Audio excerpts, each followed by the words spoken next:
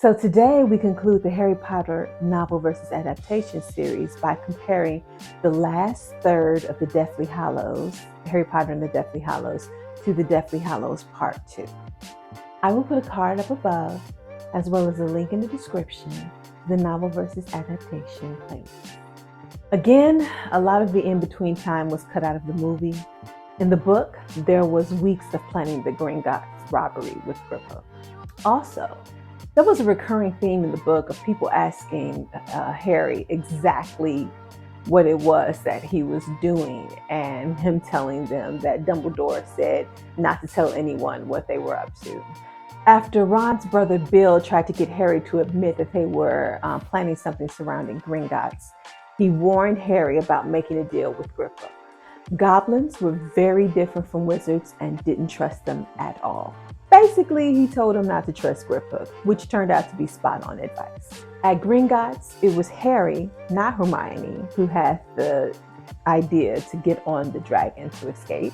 After they jumped off the dragon, when Harry saw into Voldemort's mind, he saw that Voldemort was going to check on all of his Horcruxes to see if they were all safe. So they knew they would have some time before he would make it to Hogwarts, where the last Horcrux was, the one that Voldemort felt was the safest. Aberforth was the barman at the Hogshead Inn.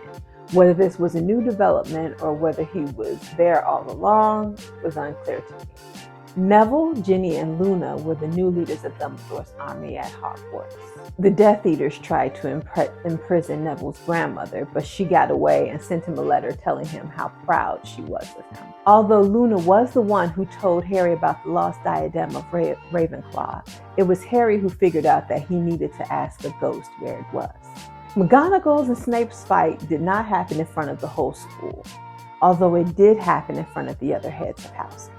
All of the students did not stay and fight.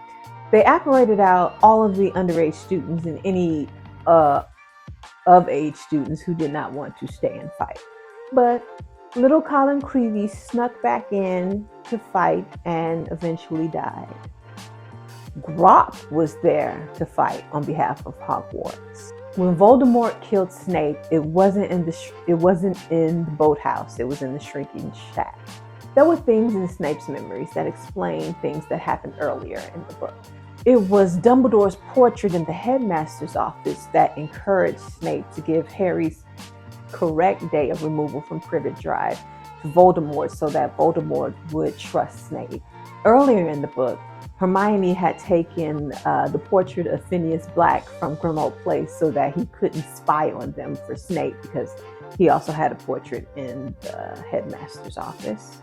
Well, he was anyway, because it was him that told Snape they were in the Forest of Dean, and that was how he knew to put the Sword of Gryffindor there. We also learned from Snape's memories that Petunia had written Dumbledore and had asked to be admitted to Hogwarts. There was a long, extended talk between Harry and Dumbledore where he goes through everything with Harry, including what happened to his sister. The climax scene was Harry and Voldemort walking around each other in a circle, basically with Harry talking at Voldemort, until finally they each cast their spell at each other, with Voldemort ended up dead and Harry ended up with the Elder Wand. Harry repairs his wand with the Elder Wand before putting the Elder Wand back in the grave with Dumbledore. So, which do I prefer, the novel or the adaptations? You know what's coming, right? Mainly because of the decisive take charge Harry, I prefer the adaptations. I prefer part 2 over part 1 overall. When you have a book as long as the Deathly Hallows, some things tend to get repetitive. The movie cuts out all repetition. Sometimes cuts the issues altogether. Like Harry being right about the Horcrux being at Hogwarts after his friends shoot the idea down several times.